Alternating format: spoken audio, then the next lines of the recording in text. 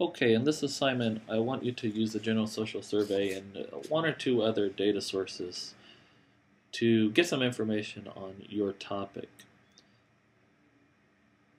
I'm going to walk you through, in this video at least, an example of how you can choose a variable, explore some of the variables, and do some basic crosstabs and make a bar chart.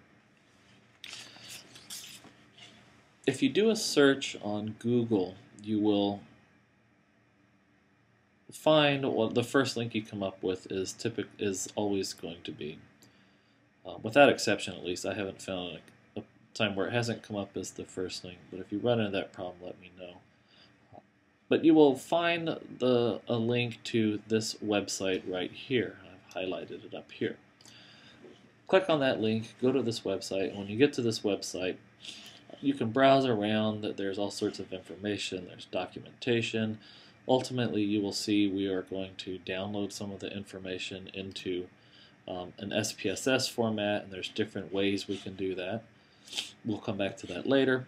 You can browse some of the variables. You can do data analysis. You can look at the documentation on it, code books, all sorts of information about the General Social Survey. You can even find, this might be a useful resource when you begin to do your literature reviews, information on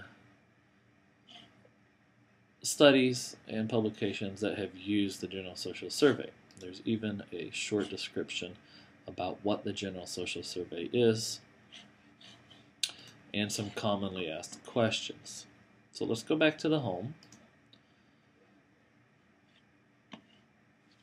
where we began. Oops, my mouse connection was lost. The one I want you to use, there's a few ways you can access the data online.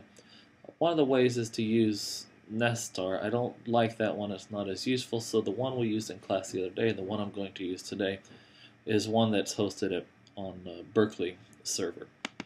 That's the second link right here. Once you're at this website, there are more options and more links to various aspects of the General Social Survey. One of the things that you might first want to go to, however, is the code book, and in here you have access to either the standard code book or the code book by year. The standard code book is the typical one that people would go to explore the different variables in the General Social Survey. If you go on here, there are 3 different indices for looking up variables. The first one is a sequential variable list. This one is by year, in the order, and it's the order in which variables were presented in the survey, the General Social Survey, beginning in 1972 until 2008. It's useful because things are often presented in the General Social Survey through what they call modules. That is, a group of variables that are related to each other are introduced to the General Social Survey, or the GSS, at the same time.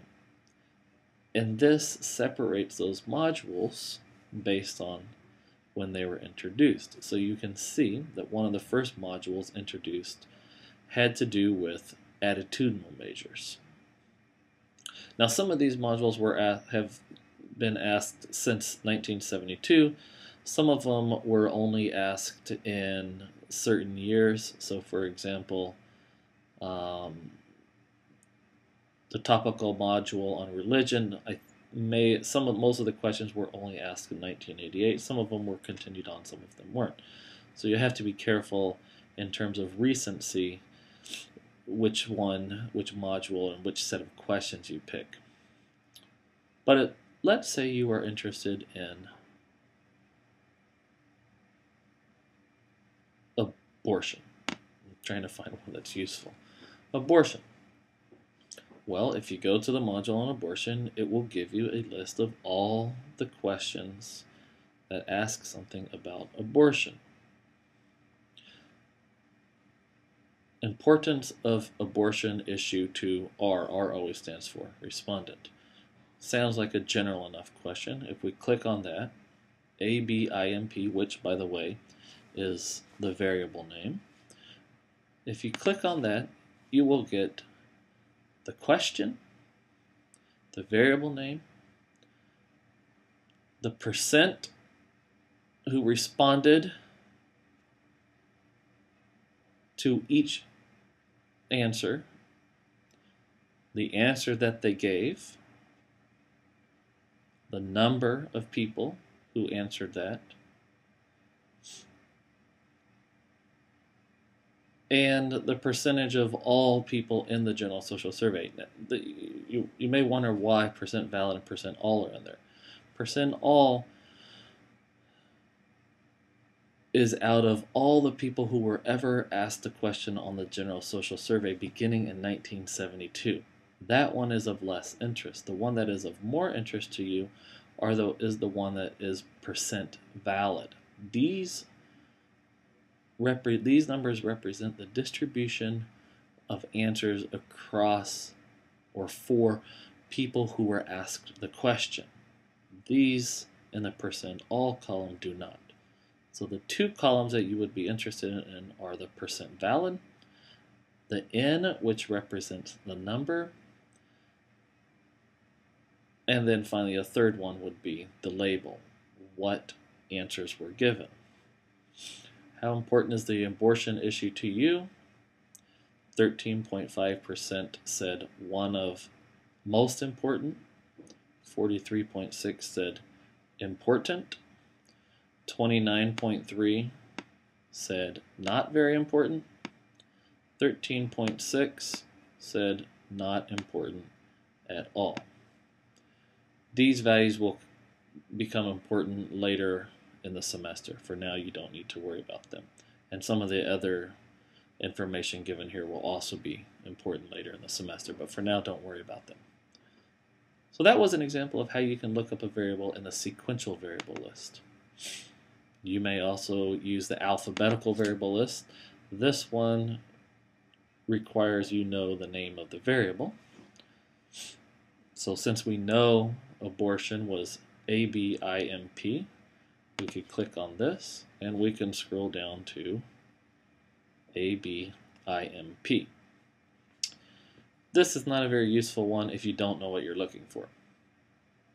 Variable groups, however, may be a little more interesting because this is an alphabetical list of categories. Some of you express interest in technology, so computers and internet may be a useful category to you. And as you can see, there is a long list of things about computer use and the internet. Let's just let's find something useful here.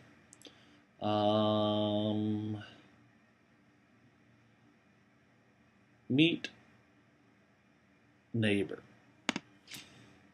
Has anyone met on, I don't know what WEN become neighbor? Sometimes you can't tell from this description what it actually represents, so you have to go to